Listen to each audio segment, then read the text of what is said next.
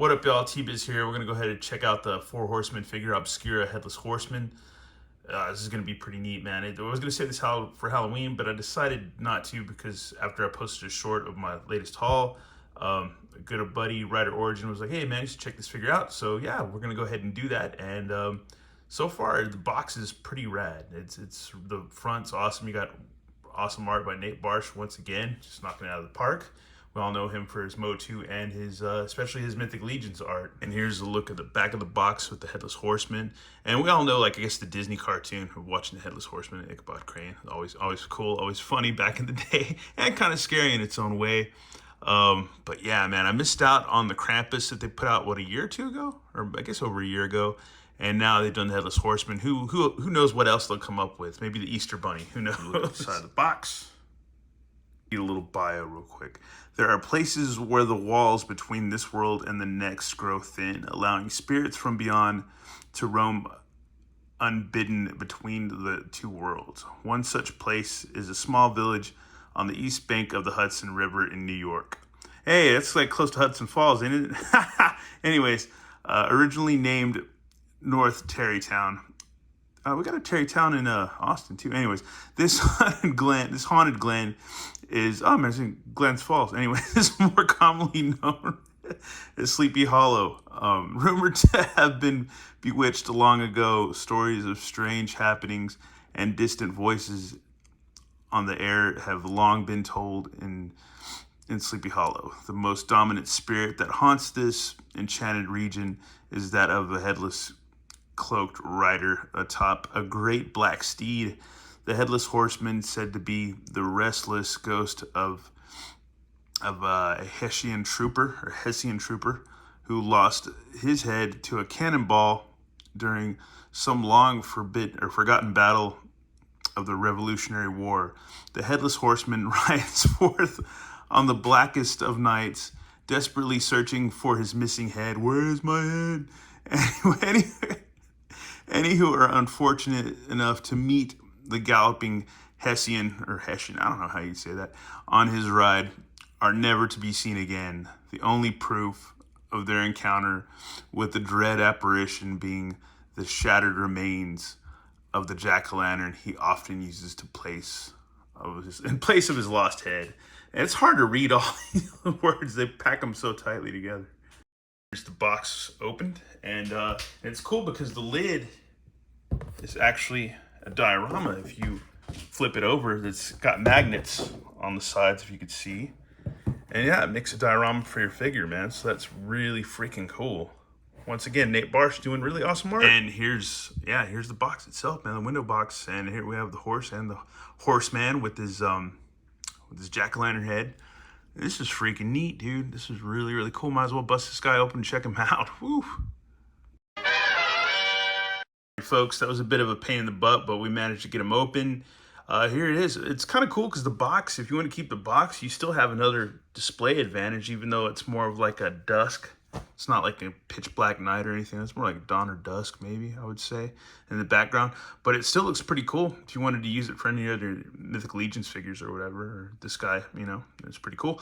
Anyways, we've got our Headless Horseman with his good old jack-o'-lantern head.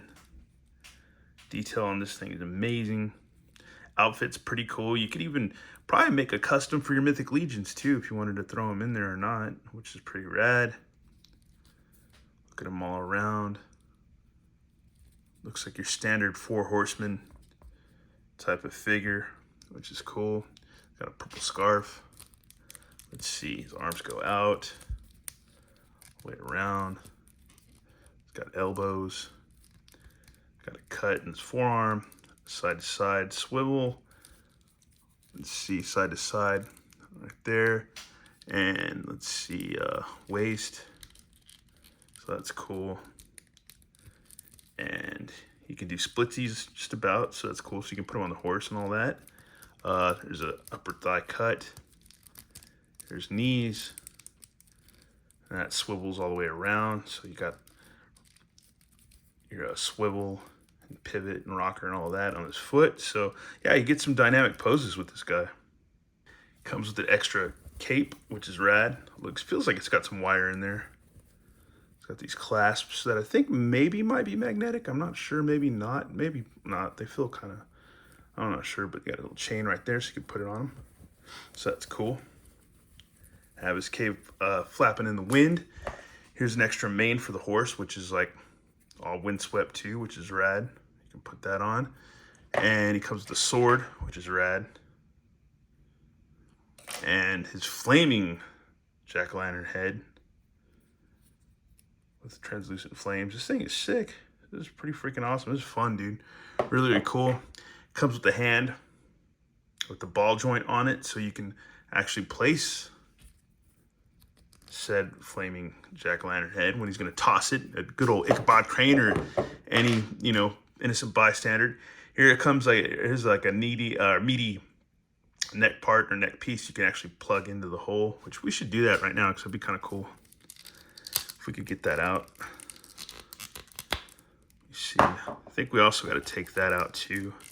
Let me figure that out. There you go. There's his chopped off head. That's freaking rad, dude. Kind of want to just leave it like that. That's kind of neat. That's cool. Here's a look at his other extra hands. He's got his force choke hand or whatever, which is another side to side. And then he's got a holdy, like a grippy hand, which is up and down hinge. And another grippy hand, up and down hinge. So that's cool. Hold his reins and stuff like that. Yeah, the sword again. So yeah, that's very, very cool. Next, we gotta check out the horse. And here's this horse. I guess we'll name her Bessie Jane. How about that? That'll work. This thing is rad. This is the first 4 horseman horse, of course, that I've had or ever owned. I think my good buddy Overlord has like 4 or 5 or whatever, at least 4. I've had like Swift Wind before from Classics. Don't have it anymore anyways. But I've had some horses, and I think that one of the first horses I ever had was Fisher Price, one you could like kind of ride on or something like that. And then like the Gabriel horse that goes to Lone Ranger figures from back in the day. Anyways, the detail on this is amazing. The saddle, everything. They did an amazing job on this figure. Tail. Everything. It's cool, man. It's really cool. And I guess they sculpted Swiftwind too, so that kind of makes sense. But there's the teeth. It's all Wilbur. That's rad. Red eyes. The fires of hell. That's cool. A little sleeping bag or whatever, duffel thing, whatever you want to call it. But yeah, man, this is pretty rad. Got a back and forth right there. There's a little bit of a swivel. It's all pinless too, so you got knees. Got these red hooves that I believe are, yeah, you can pin those too. I don't know if they swivel. I don't think they do. But yeah, man, just back and forth on that. A little bit of swivel in action. You don't want to go too far on that. Back legs, they can go out a little bit so it can pee. And then, yeah, let's see. So you can move it forward and back. No swivel there. Swivel right there under its knee. And then right there, so you can get some cool dynamic poses with your little horsey. And it looks like the bit of the same on this back leg too, so that's cool. Gotta kind of mess around with it to try to get it into like a specific, I guess, type of like trotting situation with the legs and stuff. But the head does looks like it goes, I don't know, it swivels a little bit. There's a little action here, not much. It's kind of tight. It's loose and it's tight. So there you go. And then want to be careful with these reins. Then it looks like the head can move a little bit. It goes down, a little bit up, not much side to side. No jaw action, but the detail in the mouth is pretty cool, man. Feed her an apple. Apple a day, folks. Anyways, this thing's rad. It's a cool figure. It's a cool, freaking cool figure. Next thing we got to do is get our horseman on her. And here's our four horsemen, Headless Horseman, and his good pal Bessie Jane.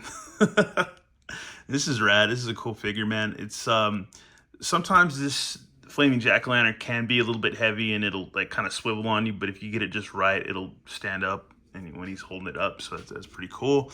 And yeah, this is a rad figure, man. I'm glad I got it when it was first released. I was like, I don't have any money for this. And I was like, this sucks because it's really rad. Then my buddy Overlord and his dad, they got two. And I was like, oh man, I totally missed out on this. And then weeks later, I saw it on eBay for a decent price. It was $2, but hey man, you know, people got to make their money too. But the guy got a good deal for like 200 or so and some change. It wasn't too much. And it's definitely worth it. This is a really cool figure, especially for this time of the year with fall and Halloween and stuff. Just really iconic, classic. Takes me back to when I was, you know, in elementary school and stuff like that.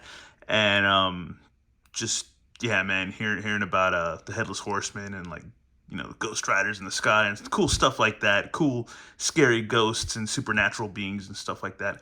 Very, very cool. I can't wait to see what they're gonna do next for Figure Obscura. They're always doing such cool stuff. And Four Horsemen, man, they make such great products. It's really hard to pass up their stuff, even on the secondary market. It's like, dude, you really want to pass that up? It's kind of an investment, and yeah, and it's fun too. Anyways, they're just really, really rad. Details amazing. He looks cool. It's perfect. I got to figure out later tonight how I could take some cool pictures with this thing or set up the diorama right, because right now it just looks doesn't look, you know, as cool as it could be. And once again, the art's rad. You can see something glowing in that trunk of the tree. And then this one, it's like a tree monster man. Yeah, I don't know if you can make it out in the glare, but yeah, it's got a face and a nose and all that. And, you know, in the back there's the village and stuff. So it's very, very cool. It's a windy, scary night. There's a windmill and stuff like that. Just really, god dang, Nate Barsh really kicked some butt on that art. Anyways, that's a look at the Headless Horseman from Figure Obscura from Four Horsemen. Let me know what you think in the comments. And yeah, really cool, really fun figure. All right, y'all have a good one. All right, later.